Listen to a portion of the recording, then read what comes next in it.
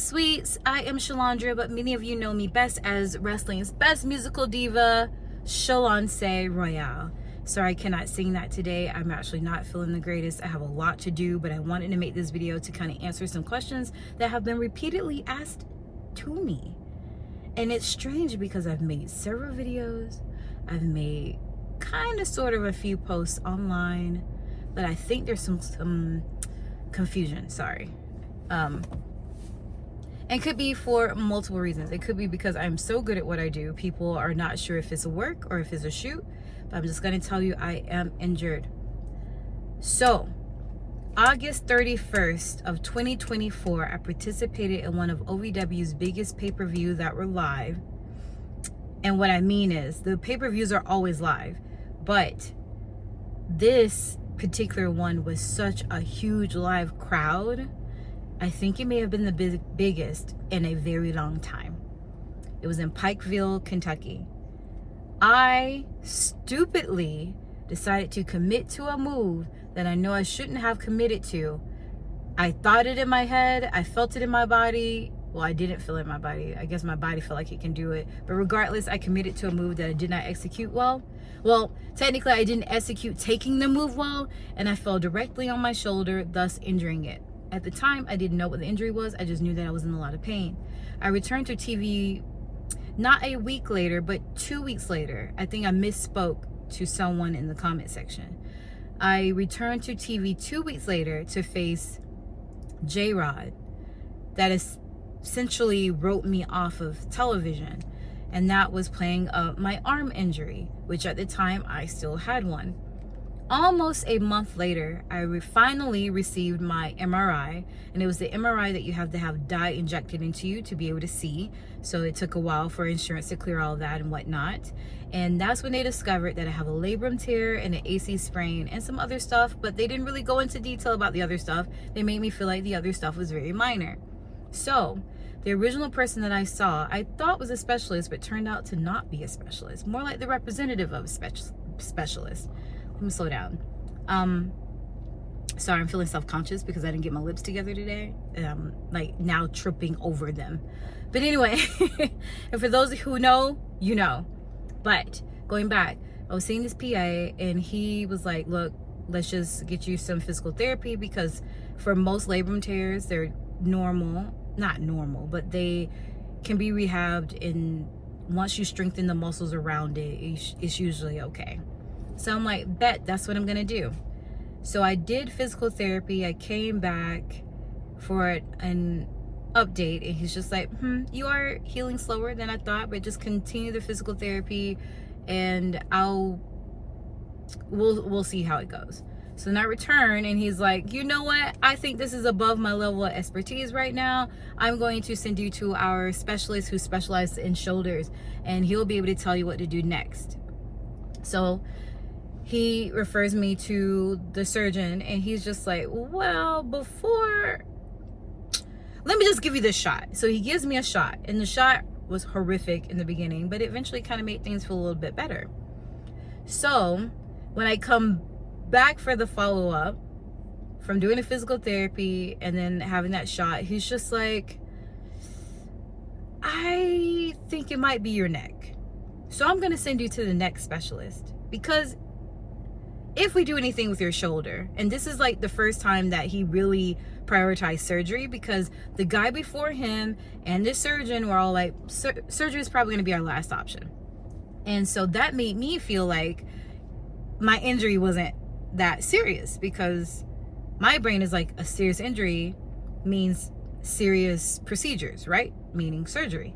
So he's like, you got to go see the neck doctor. And then of course, when I go to the neck doctor, he's just like, I'm glad you're here, but I obviously need an MRI to see if there's anything wrong with your neck. So I'm like, I understand. I understood. I don't even understand why I came here to look at you. I knew you were going to order an MRI. So then I had to do an MRI, but I didn't have to do the one with the dye. I just did the normal MRI. And on that, he said nothing out of the ordinary, other than average signs of aging, especially for what I do. And he noticed that there is a mass, but I need to come back in a couple months to see has that mass grown. And I'm like, bet, got you. Whatever. Now, keep in mind that mass is in the back of my mind, but it could be a cyst. It could be, it may not be anything substantial, but apparently there's a mass in my neck somewhere.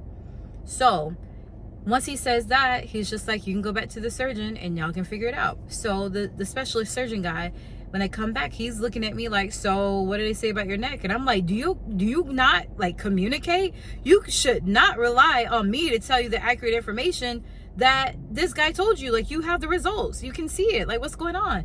And he was like, I think we're gonna have to do surgery. And I'm like, so hold up, how do we go from there to this? Like, what's going on? And he's like doing these little tests on me, and I'm in kind of like disbelief at this moment, because I don't really feel pain unless I'm going to do something, and it depends on what I'm doing. But on the average day, my pain is either a 1 or a 2. So my brain is like, what does surgery mean? Maybe I just need to do more physical therapy. But let me go back and insert this piece of information. So I got really sick on December 21st. And I know some people are like, girl, you must be really great with dates. No, that was the day of my god baby, I call her my goddess baby, birthday party, and I was around a whole bunch of kids. So my brain was like, I obviously picked up something from children, but I think I picked this up from someone else, but that's a whole different story for a whole different day. If you go back and watch the old vlogs, you'll see that I was really sick. But I got sick very badly on December 21st, and I eventually was diagnosed with a upper respiratory infection that apparently turned into walking pneumonia, and I wasn't really cleared until January 22nd or 24th. So I was sick for like a whole month. So I didn't go to physical therapy between that time. And then soon after, I came to see the doctor, and he's just like, yeah, I think you're gonna need surgery. So my brain is like, well, what's the point of me returning to physical therapy now if you're already gonna cut on me? I didn't mentally accept the surgery yet, but I'm just going by the words and being very practical with it. What's the point of going back if you're going to cut on me? So I'm like, I'm just gonna save my coin and we'll see. So I go back to the doctor, and he's like, yeah, we're just gonna have to do surgery. I'll have someone reach out to you and whatever. So eventually they reached out to me to set up the day for the pre-op, the surgery, and the post-op. Now, put that on pause. I was still shooketh when he's like, you're going to need surgery. I was still upset when he said that, because my brain is like, my pain doesn't equal surgery to me. So he's like, no, sorry. So I'm thinking of all the questions that I want to ask, because in these appointments, I've always felt like I've been rushed in and rushed out. People say 4 words to me, and then I gotta go home, and that I don't fully understand. Now, this surgeon / doctor, I get it. I'm trying to specify, because he is the one that's going to do my surgery, but he's also like the specialist guy. But anyway, and maybe that's common. I'm not injured enough to understand that, but he did do his best to try to draw it out to me. Actually, each person I saw either got a diagram of something or the model of it, and the surgeon guy, he is an artiste, and he tried to draw it for me. So they each tried to make sure that I understood. Maybe I'm the one that was just so shooketh and not absorbing the information, so I will consider that. But I do feel that those visits are really fast, and I just cannot wrap my mind around the information that they're telling me. So I made it up in my mind, I'm gonna ask all my questions, I'm gonna get all my answers, because there's a huge possibility that I do not need this surgery. So I go to pre, and I see another PA, and I ask him, I'm like, really, do I really need a surgery? Because I feel okay-ish, and I'm wondering if more physical therapy would work, because I technically never finished the physical therapy that was requested for me the first time because I was sick. And he's like, I'm gonna be honest with you. He told me to picture a clock, and he even drew it. Again, another artiste. He drew it for me, and he says, you see where 2 o'clock is on a clock and 10 o'clock is on a clock. He says, going clockwise, that's how torn your labrum is. and he explained that my bicep is unstable. Now, I already knew this from the previous doctor and the previous doctor, that something was up with the bicep, and that's why they gave me a shot in it. But my brain is like, if I just strengthen the muscles around my labrum, everything's gonna be okay, right? And he's like, I'm gonna be honest, your bicep is fraying like a cord, like how it frays. So I think they got to go in there and cut that and reattach it, and then put a muscle over that, and then put some stem cells somewhere here, and this thing that's going to look like a paper here. And he was explaining the whole situation to me. I'm just floored at that point. I am shut up because I gotten all my answers, and he was like, yeah, it can contribute to the back pain that you're feeling and possibly what's going on in your neck. But they wanted to check your neck to make sure it wasn't your neck, the reason why your neck is feeling this way. So they wanted to get out all possibilities before just going under the knife. And I'm like, I appreciate that. I really do. And I will say, I appreciate all the stops. I don't want it to sound like I'm complaining. I really do appreciate the efforts that these men have gone through to make sure that I'm okay. I was just a little confused. I felt a little touched. I felt like I just didn't know. So I didn't officially make a announcement that I'm going under the knife, but I passively said it in posts and things like that, because I really didn't accept mentally that I was going to have surgery until about 2 weeks ago. Because about 2 weeks ago is when I had my pre-op, and I was certain that I was going to leave that pre-op knowing that I did not need surgery, and I do. I am very nervous because this is the first time that I've had a major surgery that involves a dominant side of my body. I've had surgery on my finger to reattach the tendon and the bones. I've had a surgery to insert a PICC line into my left arm when I was young. I had biopsies done in my mouth, but I think I was actually awake for those. I did have my wisdom teeth taken out, but those were really young. I had a lot of people around me that were responsible for my well-being. And when it came to my finger, it was just my freaking finger. This is my right shoulder. I do everything with the right side. And how I'm going to be for at least 2 months, I'm not going to really have full access to the right side of my body. And it sucks.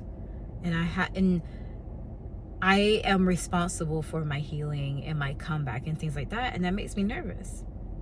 Because I'm not going to lie. While I hate being away from wrestling, I've been eating what I want. I've been drinking what I want. I've been doing what I want. I've been wearing what I want. I really have enjoyed myself. Yes, sometimes it sucks when I go put on those pants or a shirt and it fits a little bit differently than it used to. Or when I look at pictures and Miss Thickum's just getting thick. That kind of hurts a little bit, but I've enjoyed every bit of however it's been put on my body. And now playtime is over. So not only am I going to be cut upon, I'm responsible for the clap back and the snap back and the bounce back. So I hope that clears up what's been going on. I hope that brings some clarity. It kind of let you know what's been going on. Yes, I wrestled 2 weeks after not knowing that I was really effed up. And I just didn't feel like it's responsible for me to go back to wrestling just because I felt better. And the PA, he made a great point. He was like, there's a possibility that you don't feel as bad as you do because you've been taking it easy. But if you went back to your regular routine, there's a huge possibility that I would hurt even worse. And I think he's right, because I've been doing the most for my birthday month and I'm in pain. I think I've done the most since August, honestly. So, yeah. But if you have any questions, comments, or concerns, please leave them in the comment section. And I hope I can keep clarifying them for you. So the person who was asking the questions, I'm not mad, or the people, I'm not mad. I just want to make sure I add some clarification. But I hope you have a wonderful day, and I will see you in the next video. Bye.